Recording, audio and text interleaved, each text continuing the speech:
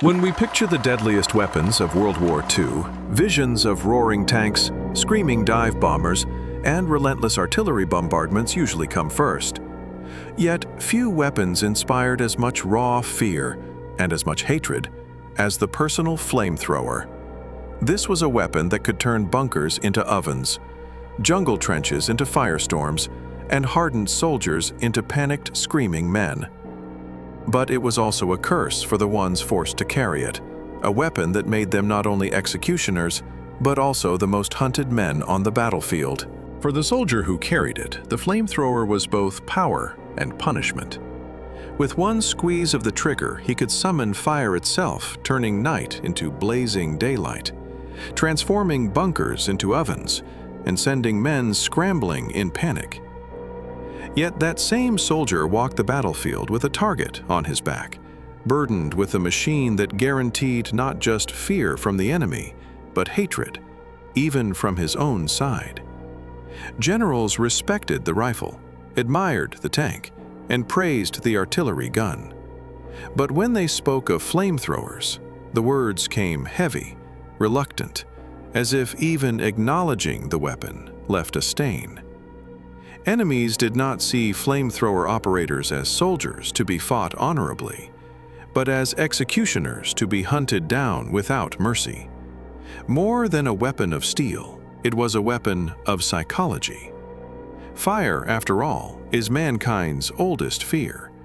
To see it concentrated, weaponized, and unleashed not by nature, but by human hands, was to look into the most primal corner of human terror. At its core, the flamethrower was disarmingly simple. Strip away the terror, the screams, the firestorms, and what remained was little more than plumbing and pressure. A pair of tanks strapped onto a man's back, a hose running forward into his hands, and a nozzle with a spark igniter. No gears of genius, no miracle of engineering, just the grim creativity of turning liquid fuel into a weapon. But simplicity can be monstrous. Those tanks were heavy, often 30 to 35 kilograms, filled with a volatile cocktail. Gasoline thinned for flow, thickened with sticky compounds so the flames would cling, crawl, and consume. The soldier carrying it wasn't just armed, he was loaded, a walking bomb moving across the battlefield. With a squeeze of the trigger, pressure sent that fuel surging down the hose and bursting into a stream.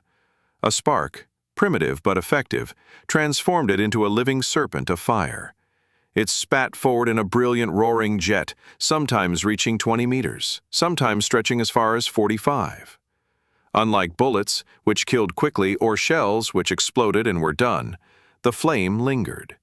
It clung to skin, to cloth, to wood, to dirt itself. It crawled into cracks, seeped into bunkers, wrapped itself around men as if alive. Witnesses spoke of it as though the fire itself had intent. You could shoot at a man and miss, but when the fire poured out, it seemed to hunt, to follow, to consume everything in its path. The battlefield was suddenly not just dangerous, it was hell made portable, carried on the shoulders of one soldier who, for a few moments, held the terrifying illusion of godlike power. To face a flamethrower was to face more than death. It was to face erasure. A bullet might end a life, but fire erased identity, turning men into shadows and screams. Soldiers who could steel themselves against machine gun fire, who could huddle through barrages of artillery, often broke the moment the flamethrower's roar filled the air. There was something primal in it. The sound was a guttural hiss, followed by a deep-throated roar as the stream of liquid fire ignited. The sight was worse, a twisting, living ribbon of orange and black surging forward with unstoppable hunger. Against bullets, you could duck. Against shells, you could dive into a trench. But against fire, fire followed you into your hiding place. Concrete bunkers, once considered fortresses, became ovens. Foxholes that gave shelter from mortars became death pits. In the Pacific, Japanese defenders hidden in caves, men prepared to die with honor, were flushed out screaming, Their courage consumed faster than the flames themselves. Marines spoke of caves glowing from the inside, the screams echoing louder than the gunfire around them. In Europe, it was much the same. German soldiers, hardened veterans of years of war, often laid down their weapons at the mere sight of that sinister nozzle poking around a corner. They knew what was coming, and even the most loyal fanatic could weigh the value of his life against the nightmare of burning alive. Some surrendered without a fight. Others fled and left their positions crumbling. There are stories of entire squads abandoning their posts, not because they were outgunned, but because they were outfeared. The flamethrower didn't just burn men out of cover, it burned away morale. It struck not at the body, but at the mind, reducing disciplined units to panicked mobs. Facing a rifle was war, facing a tank was strategy, but facing a flamethrower, that was facing hell, delivered by another man's hands. For the man tasked with carrying it, the flamethrower was less a weapon than a death sentence strapped to his back. In training manuals, it was described as portable firepower. To the soldiers who bore it, it was more like a coffin with shoulder straps. The tanks loomed behind him, bulky, heavy, impossible to hide. To the enemy, they might as well have been a glowing target painted in red. Machine gunners, snipers, even frightened infantry with shaky hands, every single one had the same instinct: kill the flamethrower first, and kill him fast. Because everyone knew the truth. One bullet, one well-placed fragment, and those tanks could ignite. In an instant, the man who carried fire became fire. There are accounts of operators exploding mid-charge, vanishing in a blinding blossom of heat and smoke. Others didn't explode, but burned, alive, screaming, consumed by the very weapon they had been ordered to wield. Life expectancy was brutally short. Some commanders joked grimly that a flamethrower operator's survival could be measured not in months, but in minutes once combat began. In the Pacific, Marines whispered about how long a man would last once he lit his first burst. Sometimes no more than 30 seconds before every enemy gun zeroed in. And yet, men still carried it. Some volunteered, believing the power of the weapon outweighed the risk. Others were assigned without choice, their fates sealed by the roll of a commander's pen. Either way, the burden was the same: to walk into battle as both executioner and condemned. In the eyes of comrades, flamethrower men were feared and respected, half admired, half pitied. They were the ones who could clear a bunker with a single squeeze of the trigger. But they were also the ones everyone silently suspected might not return. Their courage was undeniable, their survival improbable. To carry the flamethrower was to live a paradox, to wield hellfire yet be doomed to be consumed by it.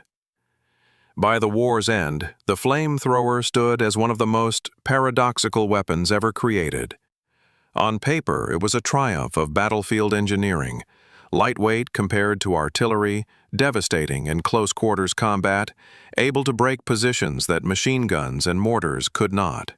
But in memory, in the haunted recollections of those who fought, it was less a weapon of strategy and more a symbol of inhumanity. Yes, it was effective. Unquestionably so. Entire strongholds crumbled before its flames, and whole units surrendered at its mere presence.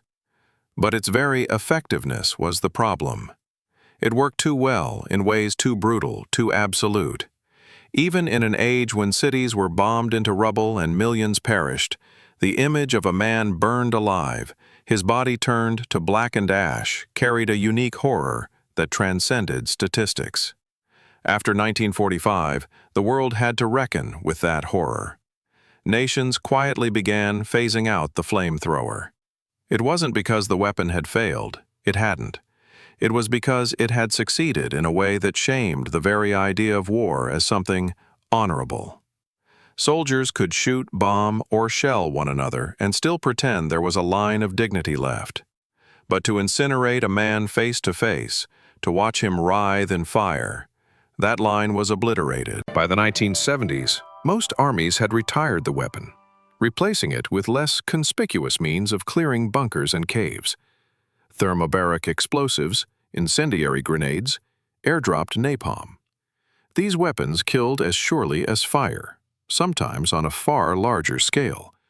But they lacked the raw, intimate horror of a soldier with a flamethrower on his back and a jet of flame spewing from his hands. And yet, the memory lingers. Veterans spoke of the screams, the smell of burning flesh, the terrible silence afterward. Museums display the tanks and nozzles behind glass, but to those who carried them, or faced them, they are not relics. They are ghosts. The flamethrower's legacy is not simply one of fire, but of fear. It was a weapon that revealed a truth few wanted to face, that war is not just about killing, but about terrifying, breaking, and erasing the enemy. And once that truth was burned into the memory of a generation, the world decided it was a truth best left behind. The flamethrower became a weapon of the past, remembered less for tactics and more for terror, not a symbol of victory, but a symbol of how far men were willing to go when war demanded monsters.